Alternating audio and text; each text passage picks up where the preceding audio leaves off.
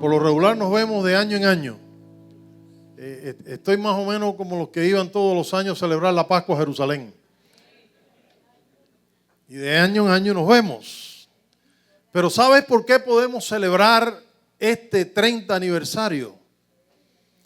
Porque la iglesia de Jesucristo, esos son cada uno de ustedes que, bueno, unos empezaron, otros han ido añadiendo, otros se quedaron por el camino, eso siempre pasa. Pero ustedes, la iglesia de Jesucristo, ha podido guardar la unidad del Espíritu. Entonces yo estaba estudiando la Escritura y andaba buscando una frase. Y quería encontrar algo. Y la frase era espíritu de. Esa frase, espíritu de. Y obviamente yo andaba buscando el espíritu de unidad. Pero no lo encontré. No encontré esa frase por ningún lado. Ahora, sí encontré una serie de frases en la Escritura que hablan de o usan esa expresión espíritu de. Yo les voy a dar una serie de ejemplos que yo coleccioné. ¿Okay? Después ustedes, si quieren, lo buscan en la Escritura. Yo nada más que se las voy a mencionar. Pero en número 5:14, y déjenme hacerle la salvedad, encontré espíritus buenos y encontré espíritus no buenos de los que habla la Biblia. ¿Ok? So déjenme darle los malos primero y después le voy a dar los buenos. El número 5:14 habla del espíritu de celos. Espíritu de celos. Levíticos 20:27, espíritu de muerto. Primera de Samuel 28:7, espíritu de adivinación. Primera de Reyes 22:22, espíritu de mentira. Proverbio 16:18, espíritu de altivez. Isaías 4:4, espíritu de juicio y espíritu de devastación. Isaías 19:3, espíritu de Egipto. Ay, déjame hacer una paradita aquí. Y sigo en lo adelante. Hace algunos años llegó en una de las oleadas estas migratorias que experimenta nuestra ciudad, un grupo de hermanos a nuestra iglesia. Y estos hermanos, por alguna razón, espero que entiendan mi expresión, estaban encasquillados. ¿Sabe? Como cuando un revólver o una pistola se encasquilla la bala y no sale la bala. Así estaban los hermanos. Ay, que mi iglesia en Cuba. Ay, que mi pastor en Cuba. Ay, que mis hermanos en Cuba. Que la alabanza en Cuba. Que el mensaje en Cuba. Estaban así. Aquí no hay ninguno. Pero nosotros nos encontramos y mi esposa que me acompaña, y perdonen que no la presenté, pero ustedes la mayoría la conocen, empezó a orar y decirle, Señor, revélanos qué es lo que está pasando, porque aquí hay algo que no es normal. Y el Señor la llevó a Isaías 19:3 y le dijo, espíritu de Egipto. ¿Qué pasó con el pueblo cuando salió de Egipto? Los ajos y las cebollas que comíamos allá. El pescado.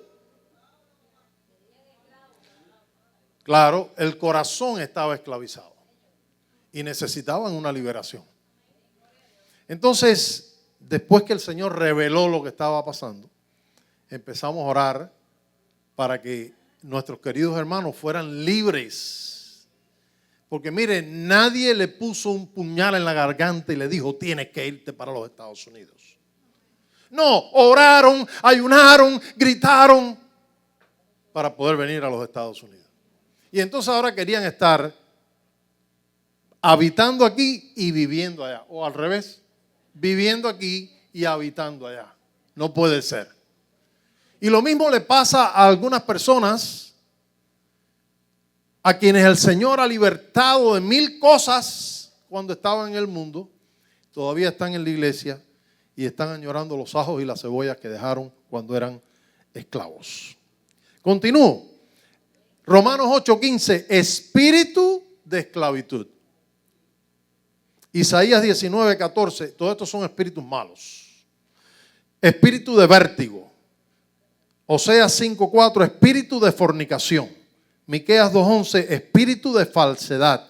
Lucas 3:11, espíritu de enfermedad. Romanos 11:8, espíritu de estupor. 14 espíritus malignos me encontré en las Escrituras. Pero qué lindo que no se quedó allí la cosa, porque me encontré 10 espíritus buenos. Suficiente, de sobra. Y esos son los que nosotros portamos. Primero, Zacarías 12:10, espíritu de gracia. No de gracias. Denle el aplauso al Señor. De gracia. La gracia es el favor de Dios que yo no me merezco, pero Dios me lo otorga. Eso es la gracia. Entonces, Zacarías 12:10, porque la gracia no empezó en el Nuevo Testamento, hermano. La gracia siempre ha estado presente. Es la misericordia y el favor de Dios para su pueblo. Zacarías 12:10 también habla del espíritu de oración. Yo estoy seguro, Moisés, que aquí ha habido muchos hermanos que han estado orando para que esta campaña funcione. Garantizado. ¿Por qué? Porque Dios nos ha dado espíritu de oración. Y yo les voy a hacer una confesión. Yo he conocido pocos, quizás ningún otro pastor que tenga el poder de convocatoria que tiene Moisés.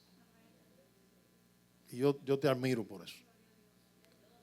Porque mantener una iglesia aquí en los Estados Unidos, 6 días de la semana, teniendo actividades, aunque sea una vez al año, te admiro. Gloria a Dios.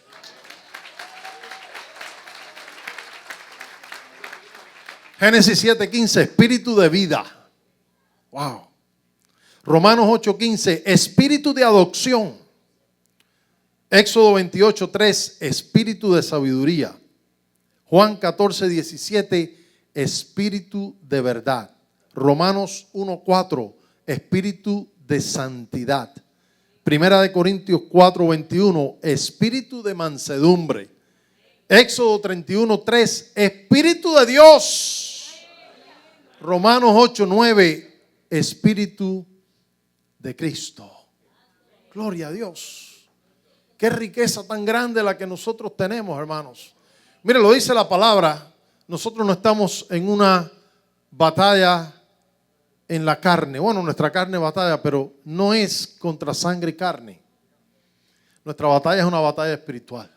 Pero qué bueno que hemos sido equipados por Dios, por su Espíritu, con esta serie de espíritus que nos acompañan. No estoy hablando de seres espirituales ni cosas por el estilo, sino la capacitación de Dios como hijos de Dios para poder ser más que vencedores en esa batalla espiritual en la que estamos.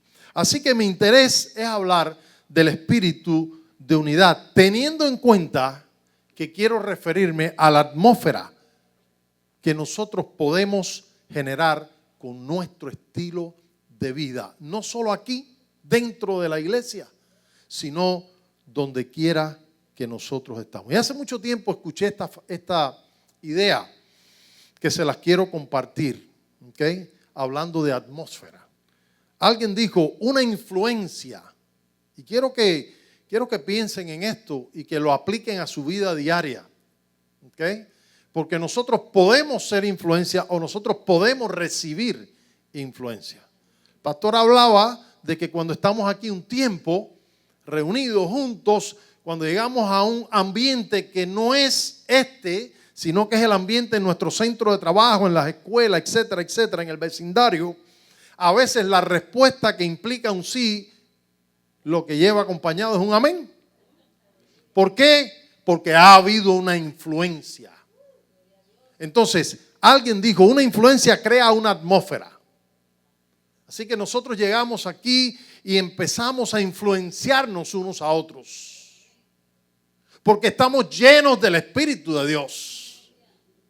Y eso crea una atmósfera.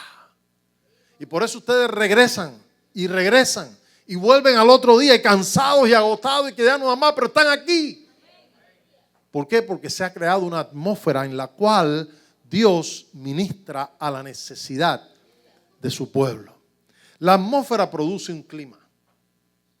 Entonces, por eso, en dependencia del clima, la gente se viste de una manera o se viste de otra, o come de una manera o come de otra, porque el clima tiene su influencia. Y el clima genera una cultura. ¿Okay? So, las personas que viven en el hemisferio norte, bien al norte, tienen una manera de ser diferente a los que vivimos más pegados al trópico. ¿Ustedes se han dado cuenta de eso?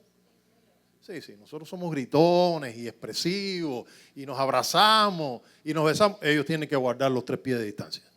3 pies de distancia. No, ese es mi espacio privado. ¿Ve? So, la influencia creó una atmósfera, la atmósfera creó un clima, el clima creó una cultura, la cultura creó una idiosincrasia. ¿Y sabe lo que creó la idiosincrasia? La idiosincrasia creó una fortaleza. Entonces, note que básicamente todo comenzó por una influencia que devino en una fortaleza. Como mismo hay espíritus malos y espíritus buenos que les mencioné, están registrados ahí en la Escritura, también hay fortalezas buenas y fortalezas malas. Permítame definir la fortaleza. Fortaleza se puede definir como un lugar que se ha fortificado para protegerlo contra los ataques. Enseguida nos viene a la mente los castillos medievales, por ejemplo, que tenía aquel canal alrededor y un puente levadizo y una puerta con, qué sé yo. Ustedes saben a lo que yo me refiero. Son un lugar fortificado para protegerlo de los ataques. O también un lugar en el que se defienden o sostienen con fuerza una causa o una creencia en particular. Las fortalezas han sido diseñadas para ofrecer un lugar seguro. Y como creyentes, nuestra fortaleza, nuestro lugar de protección, nuestro lugar seguro está en Cristo. No está en otro lado. Está en el Señor Jesucristo. Y por eso Él se convierte en nuestra fortaleza. El Salmo 27, versículo 1 dice: Jehová es mi luz y mi salvación, ¿de quién temeré? Jehová es la fortaleza de mi vida, ¿de quién he de atemorizarme? Él es nuestra fortaleza, nuestra roca, nuestro lugar de seguridad, nuestro escondedero es el Señor Jesucristo. Pero también existe en la Escritura otro tipo de fortaleza. 2 Corintios 10, 3 al 5, Pablo escribe: pues aunque andamos en la carne, no militamos según la carne, porque las armas de nuestra milicia no son carnales, sino poderosas en Dios para la destrucción de fortalezas, derribando argumentos y toda altivez que se levanta contra el conocimiento de Dios y llevando cautivo todo pensamiento a la obediencia a Cristo. Entonces, este pasaje que acabamos de leer nos enseña que las fortalezas espirituales son argumentos, opiniones arrogantes y pensamientos que se levantan contra el conocimiento de Dios o que consideran ser más importantes que Él. Así que las fortalezas están arraigadas en el orgullo porque se apoyan en el yo. Gracias al Señor, yo diría que la mayoría de nosotros hemos sido liberados de este tipo de situaciones. Porque este tipo de fortaleza a la que me refiero, y en un momento les hablo de una fortaleza buena e importante para nuestras vidas como creyentes, este tipo de fortaleza nos llevan a tener un corazón orgulloso, patrones de pensamiento poco saludables y pecados habituales que pareciera que no podemos superar. Y todo aquello, hermanos, en lo que confiamos aparte del Señor Jesucristo puede convertirse en una fortaleza espiritual. Por eso es que nuestra confianza, para poder crear un espíritu de unidad dentro del cuerpo de Cristo, tiene que depender absolutamente en Él. Regresando al texto que leímos al principio, el texto de Efesios, el versículo 3 pone una urgencia en nuestras manos. Y esto es lo que dice el apóstol Pablo. Dice, solícitos en guardar la unidad del Espíritu. Esas no son palabras que nosotros usamos en nuestro español cotidiano de Hialeah. No lo usamos. Entonces necesitamos entender eso. Solícitos quiere decir diligentemente, cuidadosamente, servicialmente. Debemos actuar de manera que protejamos la unidad que Dios nos ha entregado por el Espíritu. ¿Sabe que el enemigo va a tratar de romper la unidad dentro de la iglesia? A él, la de la calle a él no le importa, pero la de dentro de la iglesia, él va a tratar de hacerlo. Él va a tratar de mover espíritus como los que yo les mencioné al principio, de celo, de orgullo, de qué sé yo cuántas cosas, para tratar de quebrantar la unidad del cuerpo de Jesucristo. Pero gloria a Dios que Él nos ha dado su espíritu y que la unidad no es algo que nosotros podemos producir naturalmente, sino que Él, su espíritu en nosotros, produce precisamente esta unidad. Así que ya existe la unidad, ya la tienes si Jesucristo es tu Señor.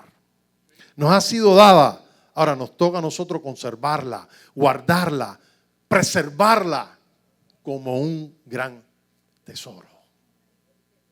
Porque donde hay unidad en el Espíritu de Dios, Dios se mueve con poder.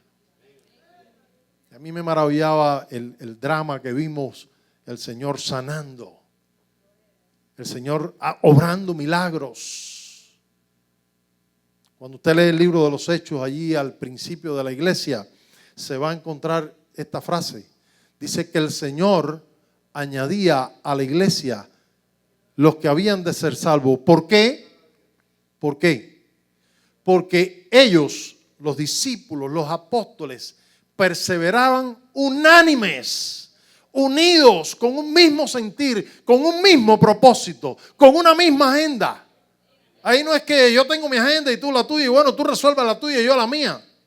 No. Había un solo propósito. Ahora sucede que la tendencia del hombre es, tristemente, a buscar su propio bien, procurar sus propias agendas, asegurar su aceptación, afirmar su popularidad, alimentar sus prioridades, promover su posicionamiento a costa muy a menudo de la unidad del cuerpo de Cristo. Dice el apóstol Pablo en 1 Corintios 10:24, ninguno busque su propio bien, sino más bien el del hermano. Entonces hay cosas que te va a tocar hacer no porque tú quieres, sino porque tu hermano lo necesita. Entonces si tú amas a tu hermano, y vamos a ver, alguien mencionó por ahí, tenemos un mandamiento, el Señor lo da y Juan vuelve y lo repite y le dice, y les voy a dar un mandamiento, y es el mismo que era desde el principio, que os améis los unos a los otros. Así que no es opcional. Es un mandamiento para nosotros. Amarnos los unos a los otros a pesar de nuestras diferencias, a pesar de que alguno de nosotros tiene un carácter un poco tipo guanábana, espinoso, a pesar de que hay hermanos que son una lija en la iglesia. ¿Habrá por ahí hermanos aquí que son? Ah, qué bueno, gloria a Dios. Entonces podemos hablar mal de ellos, no hay problema, ya se fueron. No hay manera de lograr la unidad del espíritu por esfuerzos humanos ni organizacionales. Yo estoy consciente de esto. Yo lo he vivido. Lo veo en la familia. Digo, yo no sé si ustedes también luchan con esto. Lo veo en la congregación local. Lo veo en el desarrollo de las denominaciones. Lo veo en la comunidad, en la sociedad, en la política. Porque hay falta de unidad. Y la falta de unidad se vuelve un arma letal del enemigo en contra de nosotros. Nosotros necesitamos ir al Señor y decirle: Señor, lo que tú me has dado, ayúdame a mantenerlo. ¿Se recuerdan las palabras del Señor? Retén lo que tienes. ¿Para qué? Para que ninguno tome tu corona. Hay una corona preparada para ti que obviamente la vas a poner a los pies del Señor. Porque eres el único que merece honor, honra, gloria, alabanza, fortaleza por los siglos de los siglos. Pero dice el Señor: retén lo que tienes. Y algo de lo que nosotros tenemos es precisamente esa unidad. Ahora, hay una frase que ustedes estoy seguro que han escuchado: divide y vencerás. ¿La han oído? ¿Alguien ha oído esa frase? Bueno, yo creo que esa frase no puede tener otro origen que el mismo infierno. Yo creo que esa es una frase que se le ocurrió, es de lo poco que se le ocurre, porque es lo que hace es imitar. Por eso es que el anticristo viene montado, según dice Apocalipsis, en un caballo blanco. Y después vemos en el capítulo 19, creo que en el 19, a Jesús en el cielo en un caballo blanco. La diferencia es que el otro tenía un arco sin flecha y Jesús tiene una banda que dice: fiel y verdadero. ¡Aleluya! Fiel y verdadero. No cambia, no varía, es el mismo ayer, hoy y por los siglos. Si estás atravesando una situación difícil, el mismo que te ayudó ayer te va a ayudar hoy y te va a ayudar mañana, porque Él es el mismo ayer, hoy y por los siglos. Aleluya. Entonces, a pesar de que podamos tener toda una gama de diferentes opiniones, diferentes razonamientos, diferentes comportamientos, debemos esforzarnos en cultivar. ¿Hay algún agricultor aquí? No hay. No, nosotros somos gente de ciudad todos. Si aquí la mayoría de ustedes eran desvedados. Moisés y yo no, Moisés éramos un pueblecito de campo. Y mi padre fue un campesino toda la vida.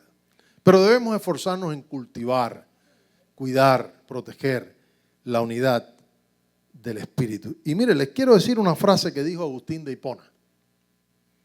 Él dijo: en lo esencial, unidad. ¿Usted oyó lo que dijo? En lo esencial. Hay cosas que no son negociables. No puedes ceder. No puedes negociar.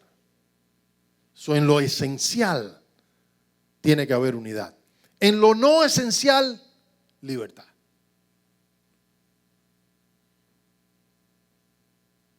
Yo me afeito, tú tienes bigote. En un tiempo tuve barba. Cosas así, ¿ves? En lo esencial, unidad. En lo no esencial, libertad. Pero en todas las cosas, dijo él, caridad. Es decir, amor. Amor. ¿Por qué, hermanos? Porque el amor cubre multitud de faltas. Oye, y yo qué bien puedo ver yo las faltas de ustedes. Oh, no, si me pongo a fijarme bien, le veo muchas faltas. Pero a veces no soy capaz de ver las mías. Entonces, nos pasa que fácilmente podemos identificar la falta, los errores del otro. Sí. Pero la mía, qué difícil es poder verla. Entonces, el amor siempre va a cubrir esas faltas que todos tenemos. Yo pienso que la iglesia del siglo XXI necesita reflexionar en su condición en cuanto a la unidad del Espíritu. La iglesia en general, no Ebenezer, la iglesia de Jesucristo. ¿Sabe que usted está consciente de que el Señor no viene a levantar a Ebenezer nada más, verdad? No. Él viene a levantar. No vaya a ser que. ¿Sabe que yo conozco una iglesia? Yo conozco una iglesia que ellos creen que ellos eventualmente al final de los tiempos van a ser la única iglesia, porque todas las iglesias en el mundo se van a unir a ellos. Sí, yo la conozco. No, mucho más, millones. ¿Cómo no? Pero lo que sí yo sé, de lo que estoy seguro, es que Jesucristo viene a levantar a su iglesia. A esa iglesia que ha sabido guardar la unidad del Espíritu. Y ustedes son un ejemplo de ella. Si no, no hubieran logrado llegar a los 30 años. Se hubieran desmoronado por el camino. Pero por la gracia y por el favor de Dios sobre sus vidas, el Señor les ha permitido llegar hasta aquí. Y como dijo Samuel hablando, ¿sabes que esta tarde saqué el acordeón y por poquito lo traigo? Sí, para cantar Ebenezer. Como dijo Samuel, Ebenezer, hasta aquí nos ayudó el Señor. Pero ese hasta aquí tenía una implicación. Ese hasta aquí no quería decir que, bueno, se resolvió el problema hoy y de aquí para adelante resuélvetela como tú puedas. No. Eso implicaba que de ahí en adelante el Señor continuaría ayudándolos, bendiciéndolos, guiándolos, siempre y cuando ellos guardaran el mandamiento. Y el mandamiento que nosotros recibimos del Señor es que nos amemos los unos a los otros. Todos vamos a estar de acuerdo en que el precio de un alma es invaluable. No hay manera de ponerle precio a un alma. Todos vamos a estar de acuerdo que el plan de Dios es que seamos instrumentos en sus manos y que para su gloria nosotros ganemos almas para el Señor. Y en la medida que los ganemos, los atraigamos a la unidad del cuerpo de Cristo. Mire, se nos están acercando tiempos muy interesantes. Yo estoy seguro que ustedes los están viendo también. Tiempos en los que tendremos que poner a un lado muchas diferencias y unirnos y ayudarnos y protegernos y alentarnos, levantarnos como verdaderos hermanos. Y a lo mejor no vamos a estar de acuerdo en todo, pero todavía hemos sido lavados por la sangre de Jesús. Y eso nos hace hermanos. Eso nos hace ser parte de una familia única. Todo parece indicar que estamos acercándonos a tiempo en el que nos convendrá poner a un lado nuestras diferencias teológicas, nuestras discrepantes agendas particulares, nuestras incompatibilidades litúrgicas y unirnos como lo que somos, cristianos. Unirnos. Parece que se acerca el tiempo en el que los nombres denominacionales quedarán a un lado. Por fin. Por fin. Y lo único que pesará es que somos hermanos comprados al precio mayor, la sangre del Hijo de Dios. Entender por fin que tenemos un Salvador único, un Padre único y un Espíritu Santo único. La única manera que lograremos la unidad del Espíritu es sometiéndonos a la obra del Espíritu Santo y siendo fieles a la verdad. Un cuerpo, un espíritu, una esperanza, un Señor, un bautismo, un Dios y Padre. Entonces, como decía ahorita, en lo esencial, eso es esencial, unidad.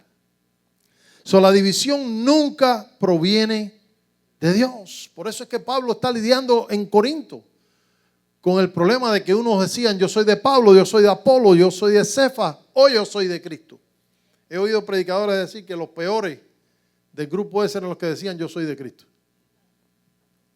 Porque parece que estaban más orgullosos todavía que los demás. Y el orgullo no viene de parte de Dios. Por eso él pregunta, ¿está acaso Cristo dividido? No, para nada, para nada. Y mire, hermanos, yo quiero, tratando de llegar a mi final, hablarles, y quiero que me tengan paciencia porque yo creo que esto es importante, lo que les voy a decir. Nuestras familias, y estoy hablando de la unidad, de la importancia de la unidad aún en nuestra familia. Nuestras familias están bajo un ataque diabólico terrible por tal de quebrantar la unidad. ¿Por qué razón?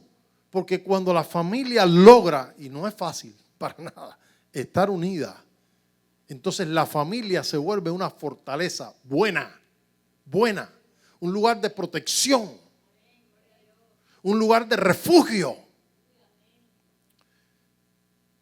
Pero cuando esto no es así, nos volvemos débiles. Y aquellos, bueno, ya mis hijos pasaron esa etapa, pero ahí vienen atrás los nietos empujando. Pero aquellos de nuestros hijos que están en el sistema educativo en este país tienen una batalla muy fuerte. Porque el sistema educativo ha sido rediseñado para aislarlos de la familia. Tienen que estudiar. Yo apoyo que los jóvenes estudien. Yo apoyo que los jóvenes tengan sus propias carreras. Mis dos hijos lo tienen. Una es maestra, el otro es ingeniero civil. Pero por la misericordia de Dios, no puedo decir otra cosa, no puedo darme un golpe en el pecho. Por la misericordia de Dios, ambos sirven al Señor. Pero no fue fácil el periodo, especialmente con nuestro hijo, porque nuestra hija siempre estuvo en la casa, pero nuestro hijo se fue a estudiar a Gainesville. Y no fue fácil ese periodo inicial en el que lo agarraron y le lavaron el cerebro.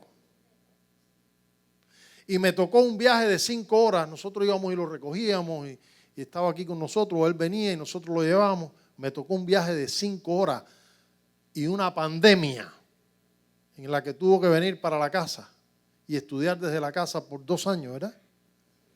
Por 2 años, casi 2 años. Para que aquel cerebro que fue lavado pudiera regresar al punto de origen. Desgraciadamente, desde 1930, cuando un presidente que se llamó en este país Franklin Delano Roosevelt le abrió las puertas a algo que se llama socialismo fabiano.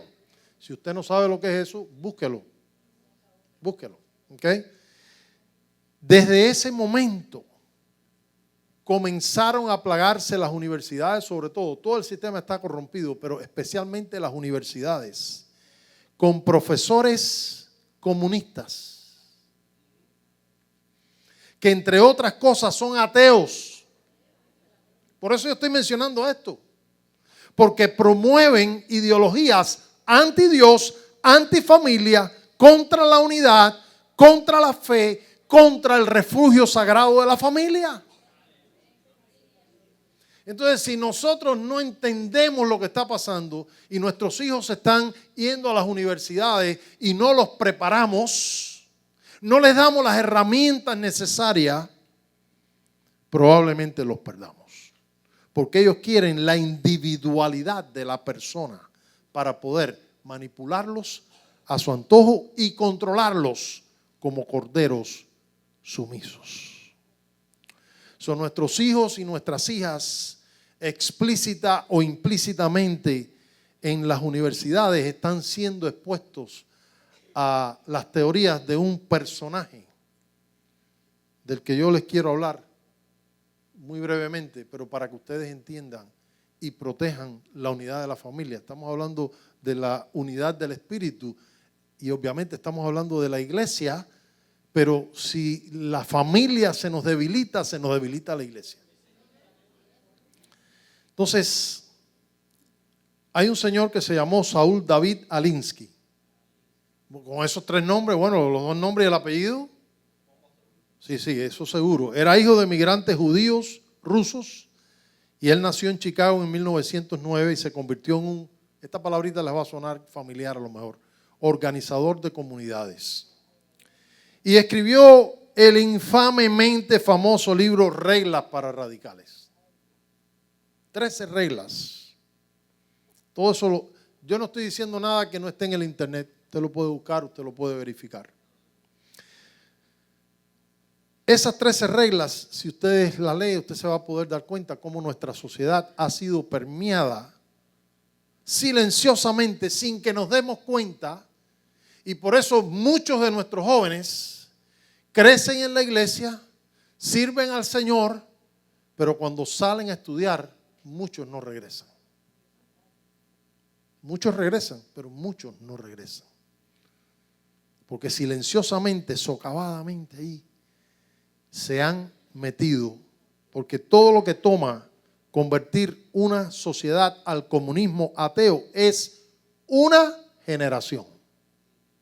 Una generación lavándole el cerebro con este tipo de teoría anti Dios, anti familia, anti unidad, atea. Entonces, por eso es que muchas veces nosotros nos vamos a dar cuenta de una sociedad individualizada, que no conoce al vecino que tiene al lado, que no le importa lo que le pase al que está al lado. Lo que le importa es su bien.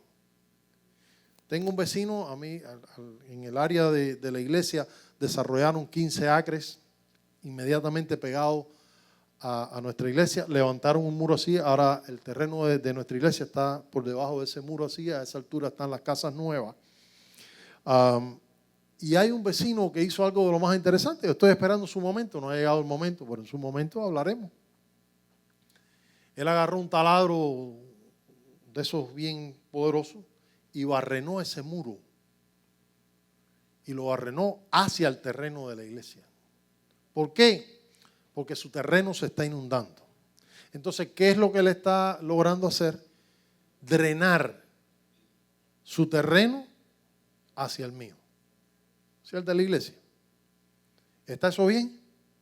No. Pero ¿qué es lo que está pasando? Que este señor está buscando su propio bien. ¿A él qué le importa al vecino? Entonces, todo eso es parte del proceso que ha creado en nuestra sociedad este tipo de ideologías. Y este tipo de ideologías, si nosotros no tenemos conciencia, afecta a la iglesia. Cuando hablamos de que el mundo se meta o no en la iglesia, no tiene solo, mire lo que voy a decir, no tiene solo que ver con el vestir o cosas así. Tiene que ver, el reggaetón dijeron por ahí, tiene que ver también con estas cosas que infiltran la iglesia y a veces no nos damos cuenta. Entonces, por eso necesitamos que el Señor nos revele qué es lo que pueda estar sucediendo en la vida de nuestros jóvenes. Pues mire, yo me gocé con ver estos jóvenes y estos niños trabajando aquí. Nosotros, gracias al Señor, tenemos un buen grupo de jóvenes y niños también. Ellos no solo son el futuro, ellos son el presente también. ¿Okay? Pero hermanos, si este grupo que viene atrás no empuja, nos quedamos por el camino y no vamos a poder celebrar los 60 años. Vengo a predicar en los 60. Yo el año pasado cumplí 60, ya ustedes saben lo que cumplí este año. Y cuando cumplí 60, le dije a la iglesia, prepárense porque voy para 100. Mi papá murió de 96 en el año 2021 y mi mamá tiene 94 y está en perfectas condiciones. Gloria a Dios. Yo tuve un médico dominicano que cuando me hizo el assessment, las preguntas esas que le hacen, que terminó, me dijo, óyeme, guarda dinero porque tú vas a vivir mucho tiempo. Bueno, lamentablemente, y con esto voy por segunda vez terminando, la misma raíz que causaba la falta de unidad en Corinto corre en las congregaciones hoy en día. Y esto es lo que pasa. No es el caso de ustedes, pero yo lo he visto pasar. Hay pastores que atraen a los creyentes a sí mismos en vez de a Cristo. Y hay creyentes que son atraídos al pastor en vez de a Cristo. Entonces, si por casualidad, no tiene que pasar, gloria a Dios, con ninguno de nosotros ha pasado, pero si por casualidad el pastor comete un error, se desmorona la vida. Por eso dice la palabra, puesto los ojos en Jesús, el autor y consumador de nuestra fe. Quiera el Señor que nosotros podamos alinear nuestros corazones con el corazón del Padre y que nuestra misión sea todavía la misma que el Señor le dio a sus discípulos.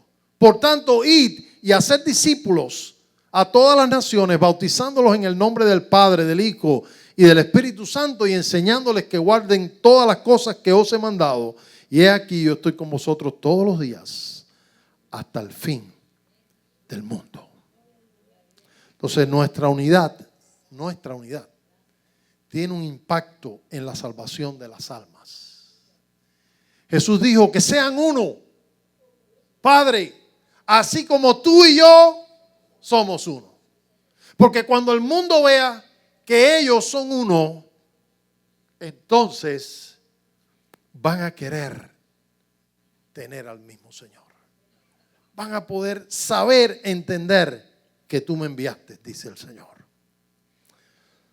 Entonces, mis queridos hermanos, Jesús no está hablando de una unidad de organizaciones necesariamente, sino más bien de una unidad personal que viene como el producto de amarle a Él, de seguirle a Él, de imitarle a Él, de experimentar el amor del Padre, de obedecer la palabra.